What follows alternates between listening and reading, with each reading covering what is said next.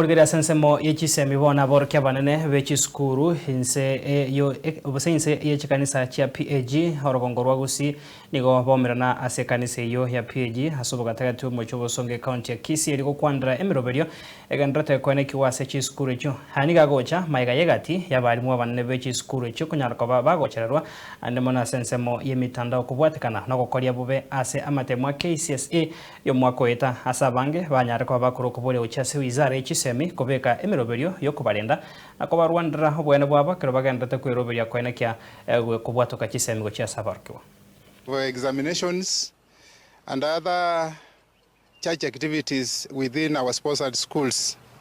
Some persons wanting to appear like they are fighting for education, but anyhow trying to tarnish our schools in the manner that they didn't perform very well in the examinations. Play your politics somewhere where your politics will be valid. Otherwise, the school and in educational matters, please off. This has enough stakes to deal with issues in a school. We have our county director of education, sub-county directors are there, the sponsors are there.